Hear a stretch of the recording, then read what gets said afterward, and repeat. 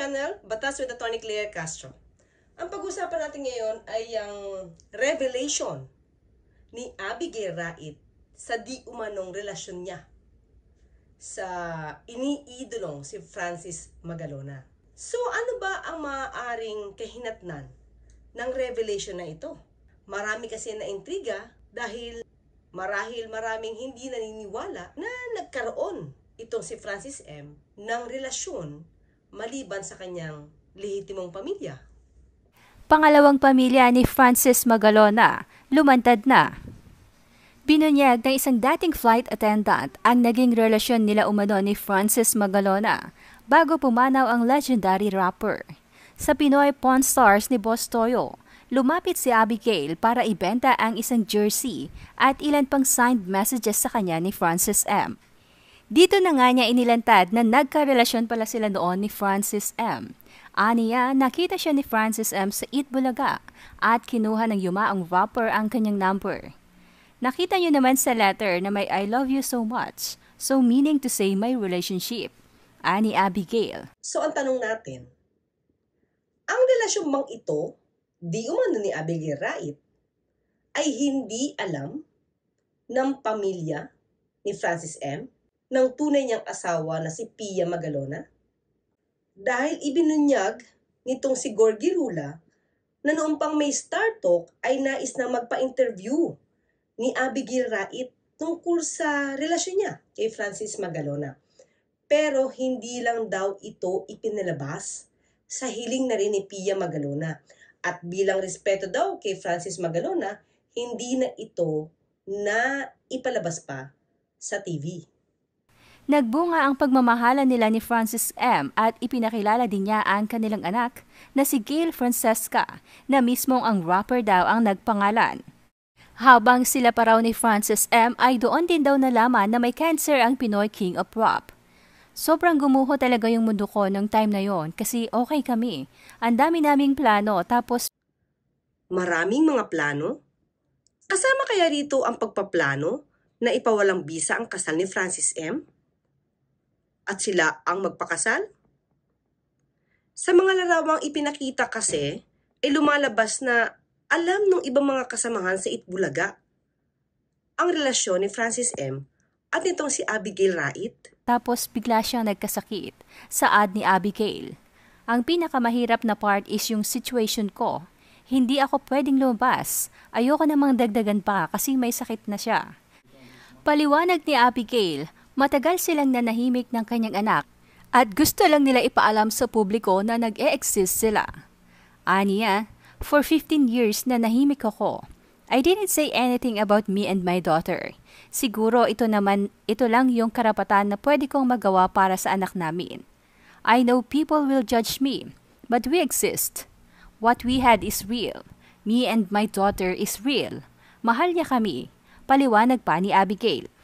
Naibenta ni Abigail kay Boss Toyo ang jersey at autograph ni Francis M. sa halagang 500,000 pesos. At nais niya sanang ma-preserve ito sa museum na itatayo ng social media influencer. So ang tanong dito, ito bang jersey na ibinigay kay Abigail Rait nung sila pa ay may relasyon? Bawal ba ito? Kung tutuusin, di ba, meron tayong batas tungkol sa donation. Maliwanag ito sa batas natin.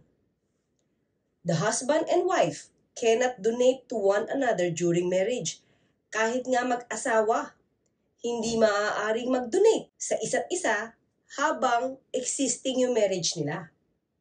Pero, spouses are allowed to give moderate gifts to each other on the occasion of any family rejoicing.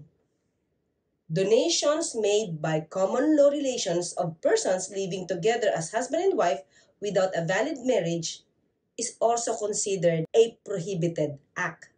So, itong t-shirt na ito na ibinigay ni Francis M.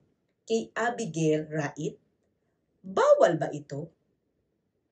At the time na sila ay masasabi nating may relasyon o nagsasama bilang mag-asawa, although syempre may impediment dahil may asawa si Francis Magalona. Yung pagbibigay ba ng t-shirt na ito ay bawal? hindi ko nakikitang bawal dahil I can consider that as moderate gift. As a matter of fact, at that time, yung jersey na yon, walang value. Dahil nga, ukay-ukay pa nga kung tutuusin to dahil hindi siya bago. Nagkataon lang na kay Francis M. No? Si Francis Magalona ang nagsuot nito. So, nung ibinigay ito, wala siyang halagang 500,000 pesos. So, bawal ba na binigyan niya ng t-shirt na ukay-ukay ang kanyang mistress? I don't think so. Hindi siya pinagbabawal sa batas. Okay? Siguro, nagkaroon na lang ito na usapin kung yung t-shirt na yon o yung jersey na yon ay dapat na natili kay Abigail dahil nabigyan ng value ng ito ay kanyang ibenta kay Boss Toyo. Diba? So kung hindi niya naman to binenta at nanatili sa kanya, wala pa rin siyang value kasi nananatili siyang ukay-ukay na jersey ni Francis M. Nagkaroon na lang siya ng value dahil mayroong story behind that jersey. Hindi ba? Ang sabi nga daw ni Francis M., gusto kong maalala mo itong jersey na ito habang suot ko. Para every time na mamimiss mo ako, you just have to wear it or hug it or place it beside you bago ka matulog. So kung tutuusin mo, may value siya between lovers. Diba? Pero sa third party, at that time, wala siyang value. So I don't think na bawal ang pagbigay ng jersey na yan sa mistress niya. Well, anyway, ang pag-usapan naman natin ngayon ay ano ba ang karapatan nung anak na si Francesca? Kasi, definitely, itong si Abigail ay walang pagdududa na mistress. So, i-glorify ba natin ito? Definitely hindi. Kahit sabihin natin na huwag natin siyang i-judge, but the mere fact na naging lover siya ng isang may asawa, it's really a no-no. Diba? Pero since past na yon, do na tayo. We have to move forward. Okay? Ano ngayon ang karapatan ni Abigail? Wala siyang karapatan. Kahit ano pa. Dahil siya ay nanatiling mistress ni Francis M. Kung totoo man ito. Pero, sino ba tayo para manghusga na hindi totoo yung sinasabi niya? Now, yung anak. So, mukhang hindi na-recognize sa papel itong si Francesca habang buhay si Francis M. So, doon nagkaroon ng problema. So, bilang illegitimate child, kung wala pang recognition mula sa tatay, kung wala mapapakitang anumang papel na nire-recognize niya yung dinadala sa sinapupunan ni Abigail, mananatiling hindi siya recognized na anak ni Francis M.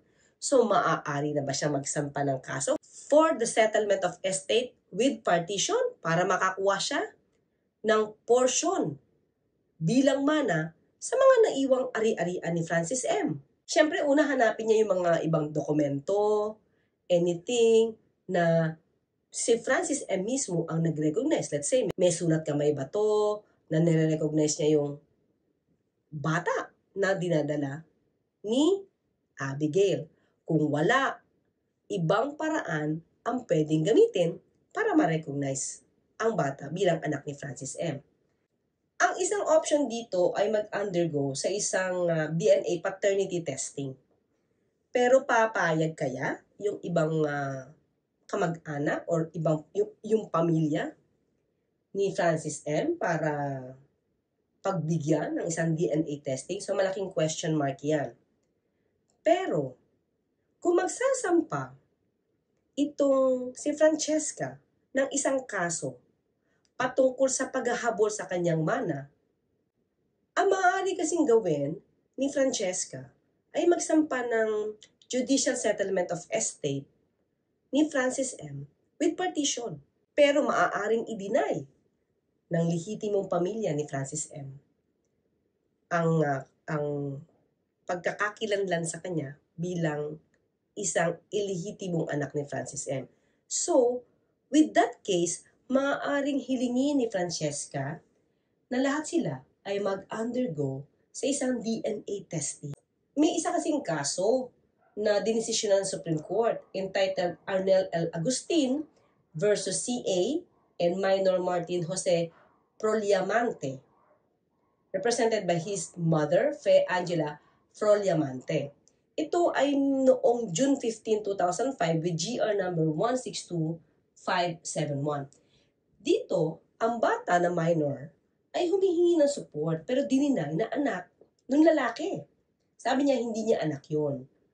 Kaya nag-request si Martin through his mother na magkaroon ng DNA testing. Pero ang sabi ng tatay, inoppose niya. Ang sabi niya, nag-file siya ng motion invoking his constitutional right against self-incrimination.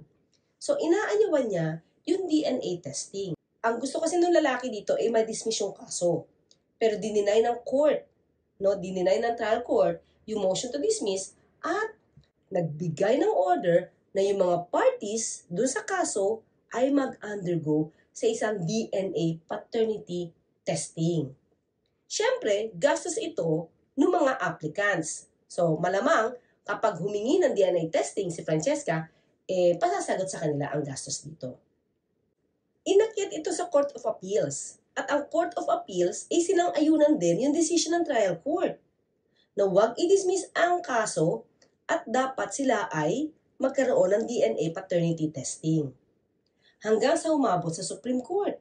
At ang Supreme Court din ay sinang-ayunan ang decision na ito ng trial court at ng Court of Appeals. So in other words, kapag nagsampa naman si Francesca ng kaso patungkol sa hatian ng mana, maaari nilang gamitin itong nabanggit nating kaso para mapatunayan niya kung siya talaga ay anak ni Francis Magalona. So ang tanong din natin, bakit kaya ibinenta itong jersey? Samantalang ang sabi ni Abigail, ito na lang yung nag-iisa yatang souvenir, na magpapaalala sa kanya kay Francis M. So, ang sa akin lang, kung ito na lang ang naiisang alaala, maliban syempre sa anak mo, para mapanatili yung alaala nito si Francis M. Bakit mo ibinenta? Yun lang, hindi ko alam kung kulang ba sila sa suporta financially at kailangan nila talaga na maibenta ito. Actually, ang una niyang asking price ay 700,000. At nagkaroon na nga lang ng issue dahil nabili ng 500,000, kumbaga nagkaroon ng malaking value yung jersey. Dahil sa kwento niya. Tingin ko kung hindi sa kwento niya, hindi magiging ganong kalaki yung halaga nun. Diba? Although, syempre, maraming umiidolo kay Francis M. Kasi nga, minsan nagbenta rin, pinabayaan. Itong sila Pia Magalona ay inalaw din nila magkaroon ng auction. Yung isang polo ni Francis M.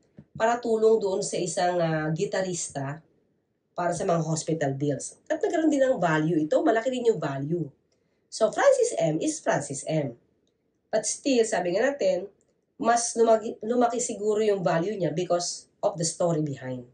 Bakit nga kaya nagbenta ito? Bakit kaya niya binenta yung jersey na sinabi ni Francis M. na para sa anak nila? Dahil ba sa pera o politika? Balitang tatakbo ito sa darating na barangay elections. Naibenta ni Abigail kay Boss Toyo ang jersey at autograph ni Francis M. sa halagang 500,000 pesos at nais niya sanang ma-preserve ito sa museum na itatayo ng social media influencer.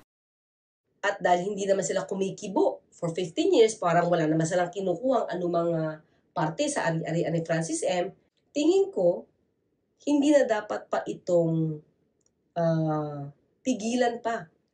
Considering na wala nga silang hiniling mula sa tunay na pamilya ng anumang portion sa inheritance. Yun ang lumalabas sa kwento.